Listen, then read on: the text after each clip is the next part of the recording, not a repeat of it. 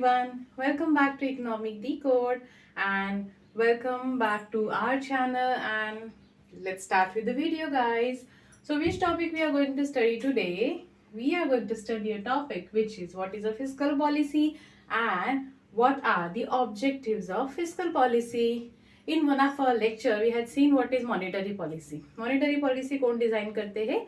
RBI. Similarly fiscal policy जो design करते हैं वो किस तरह से डिजाइन होता है, हु डिजाइन फिस्कल पॉलिसी और उसके मेन उद्देश्य क्या है वो भी हम आज इस वीडियो में जान लेंगे. So please do watch the complete video. So what is the meaning of fiscal policy? It is a part of government economic policy. ताकि क्या होता है, इसका मतलब फिस्कल पॉलिसी गवर्नमेंट का ही एक पार्ट है, राइट. हु डिजाइन, गवर्नमेंट जो है फाइनेंशियल डिपार्टमेंट अपना जो होता है वहां से जो ये पॉलिसीज डिजाइन होती है welfare of the country, welfare and economic development of country. Next line says which deals. अभी ये पॉलिसी किस में डील्स करती है? Which deals with the taxation, कि ये टैक्सेशन रिलेटेड पॉलिसीज होती है. एक्सपेंडिचर को जो है रिलेटेड पॉलिसीज और रूल जो है पॉलिसीज बनाई जाती है. बोरोइंग्स कितने लेने हैं, स्पेंडिंग कितना करना है, all the things are part of this fiscal policy. It is again management of public dept in the economy. Public डेप्ट जो है उसकी मैनेजमेंट किस तरह से करनी चाहिए इकोनॉमी के डेवलपमेंट के लिए. तो मेन उद्देश्य ये होता है कि कंट्री का growth, economic development, right, etcetera etcetera.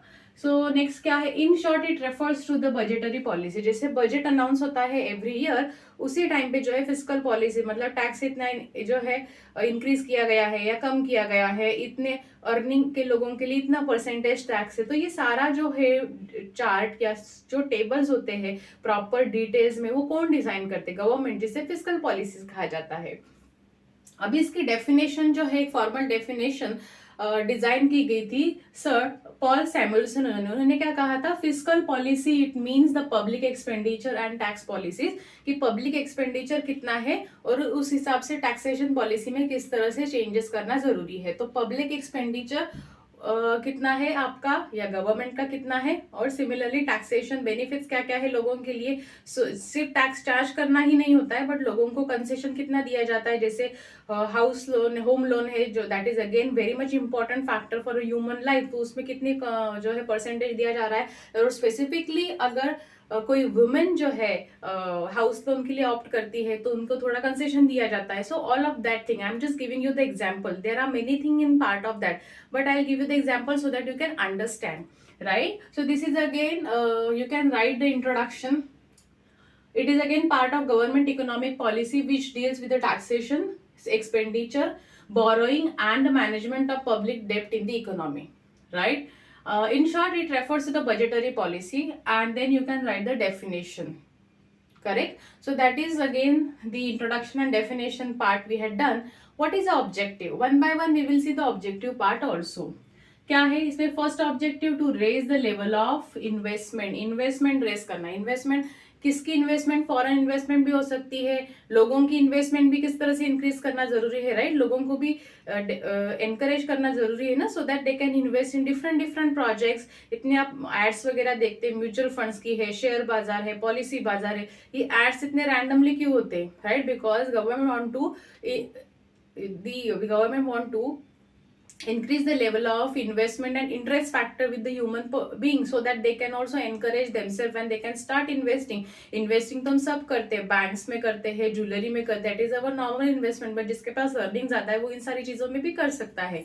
तो लोगों को किस तरह से जो है एनकरेज करना है इन्वेस्टमेंट के लिए वो भी ज्यादा जरूरी है. बिकॉज लिक्विड कैश अगर हर कोई जो मेंटेन करता है तो वो इकोनॉमी के लिए जो है बेनिफिशियल नहीं होता है. सारा पैसा अगर हम कैश में घर में ही जमा करेंगे सो that is not best for the country, right. लोगों से जो है उनकी अर्निंग से थोड़ा कुछ अमाउंट लेके इन्वेस्टमेंट के लिए उनको एनकरेज किस तरह से करना जरूरी है. सो उसका भी ये जो है मेन ऑब्जेक्टिव होता है फिस्कल पॉलिसी में. नेक्स्ट क्या है? To check the fluctuation in the market. Fluctuation in the market मतलब क्या होता है? Which fluctuation in the market? Again there are many part of that. उसका कोई एक एग्जांपल नहीं हो सकता है.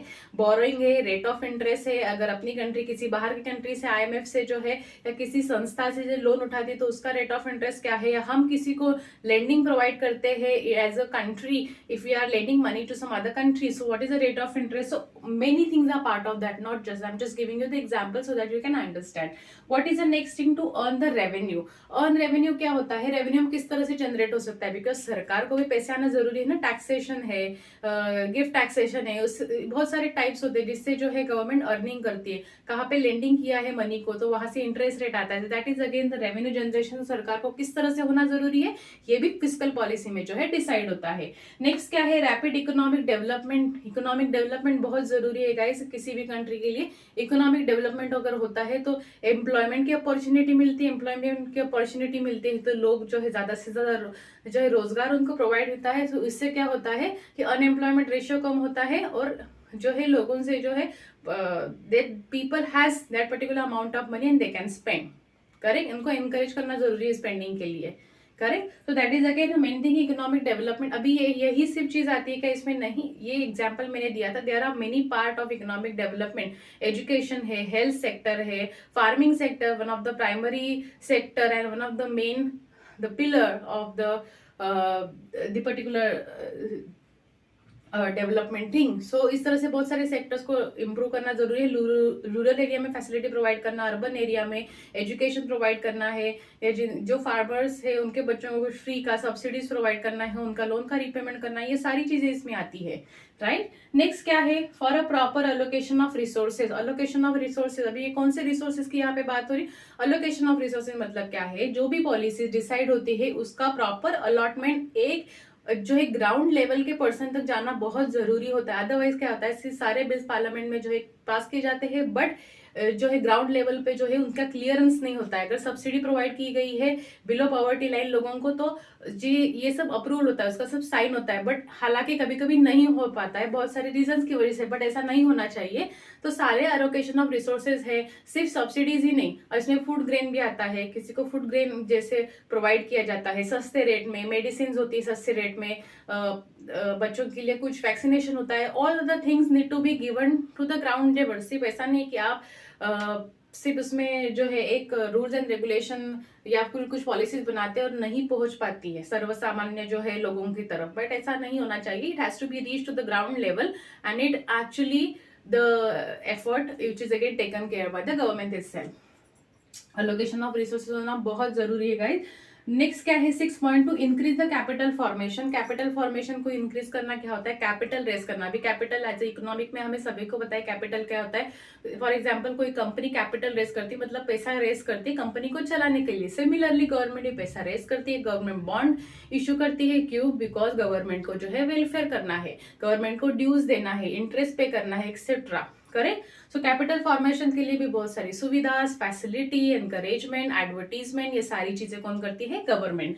नेक्स्ट क्या है, to control the inflation, very important part. जैसे मॉनेटरी पार्ट, मॉनेटरी पॉलिसी भी यही ट्राई करती है कि इन्फ्लेशन को कंट्रोल करे, महंगाई को कंट्रोल कर ले। सिमिलरली फिस्कल पॉलिसी भी यही काम करती है कि जैसे गैस वगैरह जो हमारे day to day life use होता है, राइट, जिसपे हम चाय वगैरह खाना बनाते हैं, राइट, गैस की प्राइसेस आप सभी को पता है कितनी इंक्रीज हो चुकी है, तो उसको भी कम करना जरूरी है, राइट। ये तो एग्जाम्पल हो गया, बट इसमें बहुत सारी चीजें आ सकती है। करेक्ट, तो इन्फ्लेशन को, महंगाई का रेट कम करना है, लोगों का इनकम कम है, एक्सपेंडिचर ज्यादा है, इनकम भी इंक्रीज होना चाहिए और एक्सपेंडिचर को मैच होना चाहिए, right. So that is again to control the inflation, price and the economic stability. Prices किसकी बात हो रही है यहाँ पे, प्राइजेस मतलब क्या, कौन सी प्राइजेस, गुड्स एंड सर्विसेज की प्राइजेस। सब लोगों को जो है सारी चीजें अफोर्डेबल लगनी चाहिए, बहुत महंगाई नहीं लगनी चाहिए, उनका जो इनकम है वो भी इंक्रीज होना जरूरी है। अगर prices of goods and services product अगर इंक्रीज होते हैं, हेल्थ सर्विसेज आप देख सकते हैं, हेल्थ केयर में जो है private hospital they are charging, हम सभी को पता है, अगर आप गवर्नमेंट में जाते हैं तो उसमें कितना टाइम भी लगता है और फैसिलिटीज भी मिलती है, बट कभी कभी टाइम लग जाता है, कभी कभी अवेलेबल नहीं होता है, स्टॉक खत्म हो जाता है। ये सारी प्रॉब्लम जो आती है वो नहीं आनी चाहिए, और ये जो है सारे प्रॉब्लम सॉल्व करने के लिए फिस्कल पॉलिसी काम करती है। Then price stability and economic stability. Economic stability मतलब सेम चीज हो गई कि अनएम्प्लॉयमेंट रेशियो को किस तरह से कम करना है, लिटरेसी रेट को किस तरह से बढ़ाना है, एजुकेशन की फैसिलिटी किस तरह से प्रोवाइड करनी है, whether it is for the senior citizen है या फिर नॉर्मल एजुकेशन है। करेक्ट, ये भी जरूरी है। नेक्स्ट क्या है, the 9th point, increase the rate of employment, जो कि बहुत ज्यादा जरूरी है। As a growing population in our country, सबको एम्प्लॉयमेंट प्रोवाइड करना, हम एमएनसीज को भी वेलकम करते हैं। व्हाई, बिकॉज एमएनसी आके जो है एम्प्लॉयमेंट देती है जो है fortunately, so that is again main thing. Government jobs तो है अवेलेबल, बट प्राइवेट सेक्टर्स भी अगेन बूमिंग हो रहा है. Why? Because we are as a country economy in our country that we are welcoming other countries that they can set up their offices and they can give employment opportunity, and also we can use their technology and we can also increase the standard of living of our country. तो MNC के rules क्या है उसके ऊपर भी एक separate topic है, we will discuss that little later. But employment को बढ़ावा देना जरूरी है, राइट? जिससे शिक्षा को आप बढ़ावा देते हो, शिक्षित करना जरूरी है किसी भी पर्सन को. सिमिलरली आफ्टर एजुकेशन एम्प्लॉयमेंट देना भी जरूरी है, या फिर एजुकेट करना भी जरूरी है, राइट? सो ये हो गए 9 पॉइंट, बहुत ही सिंपल वर्ड्स में मैंने आपको एक्सप्लेन किए थे, and which is very very easy example I had given to you. The objective of fiscal policy and what is a fiscal policy. I will once again revise the objective. It increase the level of investment. It again check the fluctuation in market on the revenue. Rapid economic growth is there. Again, it's again proper allocation of resources, increase in capital formation, control inflation, price and economic stability, increase the rate of employment. Very very simply I had explained to you guys. So how do you like the today's video? Please like, share and subscribe to Economic Decode. And this is a very simple topic. If you want any topic to be explained by me, so please comment down below. And once again I'm saying thank you so much for watching Economic Decode.